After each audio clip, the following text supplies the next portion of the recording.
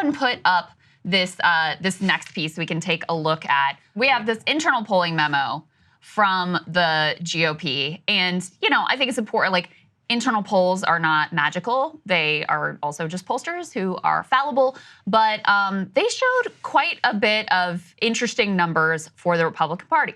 Now, the map is very difficult for Democrats. So, even with this polling that didn't look great for Republicans, it still would probably put them in position to win the Senate. But in particular, one that caught everyone's eye is in this internal GOP polling. They had Ted Cruz in Texas only beating Colin Allred by a single point. Do you think that's reflective of reality? We talked about the Republicans' white whale being Nevada previously. Texas is sort of Democrats' white whale.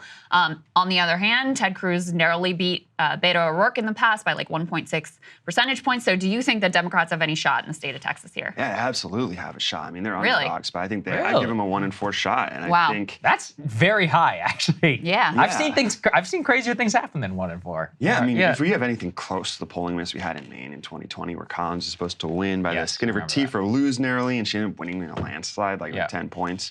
Or what happened in New Hampshire when Maggie Hassan was supposed to win by like 3 points, she won by like 12. Like, these happen. Polling misses in Senate races are bigger usually than presidential. Yeah. Allred's raised a ton of money. He, in 2018, won a race against someone who didn't even have an opponent the last time, and before that, I think won by over 20 points, making these massive gains in the Dallas suburbs. He's a good candidate.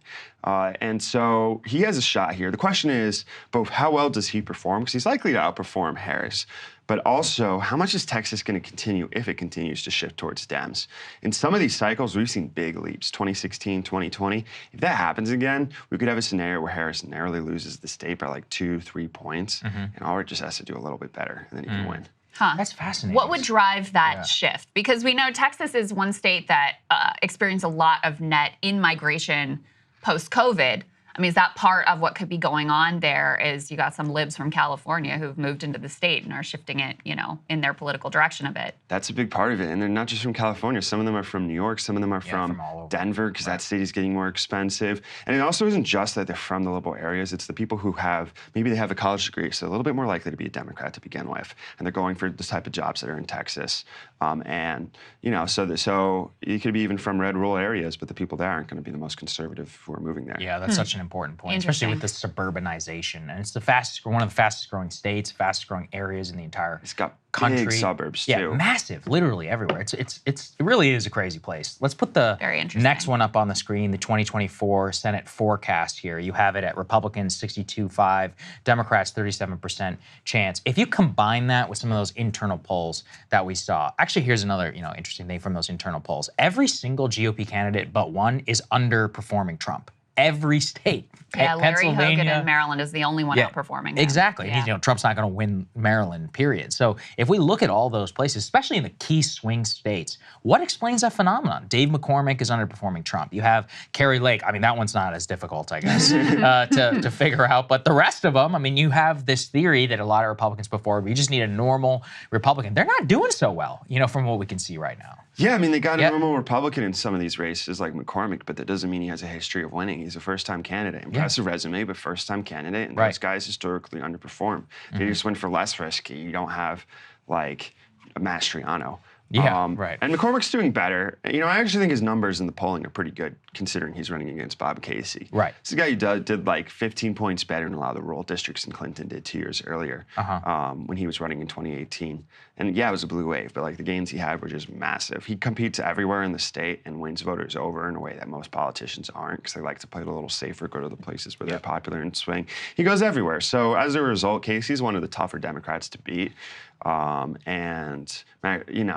McCormick's just up against a tough guy. Didn't McCormick just commit some sports faux pas you were telling me about? My father-in-law is very upset about this. He went to an Eagles tailgate and then said, I'm looking forward to the Steelers beating the Raiders or something. People were pretty bad. Furious. You and I would know about it. He also apparently mispronounced Yingling, which he was furious. This is like, apparently that's a litmus test. It's like the crudité moment. But sticking with that, I mean, like in Ohio, what they talk about here is they have Bernie Moreno, under underperforming Trump by 8 points. So not only is that Sherrod Brown is beating Moreno, but Moreno himself is significantly underperforming Trump, meaning there will be a lot of brown Trump voters if that is accurate. We talked a little bit yesterday about the split ticket phenomenon. Are you starting to see some of that in the polling? Yeah, I think it's real. I mean, voters split their ticket all the time. It just surprises us because, you know, the more informed you are, the more likely you're on one side of the aisle. So it makes it hard for us to understand those who are split.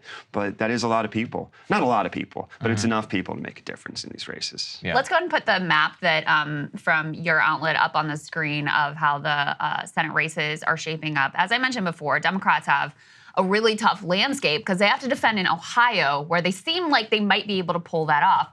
But they also have to defend in Montana with Jon Tester. And, you know, if anyone could pull it off, it's Jon Tester, but it doesn't look like Jon Tester is going to be able to pull it off.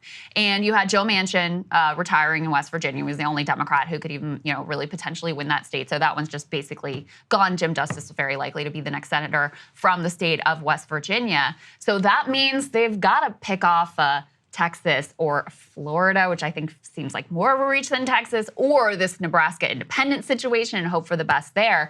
Talk to us a little bit about how things are looking in terms of Montana and Tester and what the best chances are for Democrats who are definitely behind the 8 ball in terms of the Senate race at this point. Yeah, I would say, like, Democrats, in my mind, the most likely result, though Ohio is definitely competitive, is that Democrats hold on to all their seats but West Virginia, and then Montana, you know, Nebraska, Florida, and Texas are the ones that can decide this. And honestly, the most likely result within that is that all those races are somewhere between like a half-point GOP win to like a 7 or 8 point GOP win. Yeah. Wow. But because they all could be that close, Democrats just need to get lucky. And that's lucky from our perspective. It might be lucky from what's actually happening on the ground, right? Because you got to run a good campaign. But Democrats have some good candidates that have unique strengths. Debbie Mercastle-Powell being from a refugee from, I believe, Venezuela, where she was escaping an authoritarian left-wing government when she was a kid. It's really hard for Scott to paint her as a communist, which is a tried and tested strategy in Florida. Colin Allred, Scott is not all that popular. Scott is not all that popular. Mitch McConnell was right on the ball when he realized that Scott's proposal to end all government programs every 2 years was a bad idea. And it's not helping Scott's numbers. You mean a guy who has $100 million proposing that? It's a bad idea? Isn't he like the biggest Medicare fraudster of all time? Something like that. Yeah. And his proposal would have ended Medicare. Now, once he realized that 6 months later or so, he adjusted his policy. He's like, wait a second, this is going to hurt my bottom line here. Yeah. Just incredible. All right, so last thing is what I was looking at previously was we talked a little bit yesterday about late-breaking voters and how determinative they were in 2016 and 2020 as well. So it dropped from like 14% to like 8% or so. What can we look at for metrics to indicate what that number might be? Because it seems like it could be less. A lot of people are very partisan. These are two relatively well-known candidates, very political time, but these people still exist. So what can we look to see like what might be happening with those people? It's almost hard to actually get an estimate of what that percentage is, which, sorry for the non-answer. No, it's fine. I think the read is like, undecided voters are less likely to turn out. Current undecided voters are less likely to turn out. And then there's also a different kind of undecided voters, which are the voters that will almost certainly vote for a Democrat or Republican, but won't almost certainly vote. And the party's ability to mobilize those people are just as much what decides the election as the rare but definitely still exists person that can swing election to election both ways. So you're telling me it all is about turnout at the end of the day. Yeah. And it's a trite, but it's true. Especially at this stage. Like you've won people over, maybe, you know, Republicans who didn't like some of the Jan 6 stuff.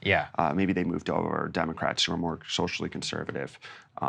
Former Democrats, you know, but we've seen a little bit of that in some of the polling, but it's like 6%. I mean, I just feel like the margins are so low; it's so difficult, you know, to figure out. And I said last thing, but final thing, I guess. I've been seeing a lot of people saying like, "Oh, Kamala's internals must be bad. That's why she's in a media blitz." The counter that I think is correct is actually we're 3 weeks to election day, and this is when most people pay attention. Is that your read of the situation? Like, what do you think? I think so. I mean, she's running for president. She's not going to sit at home. So this is, of course, what she's going to do. Get her message out as strong as she can. And you know, maybe Trump there's. too. I mean, both of their schedules are packed going to election day. So they should be. Yeah, and it should be. I agree. I think Biden maybe got us used to something different the first time around due to COVID. The second time maybe it was age-related. It was also early in the process.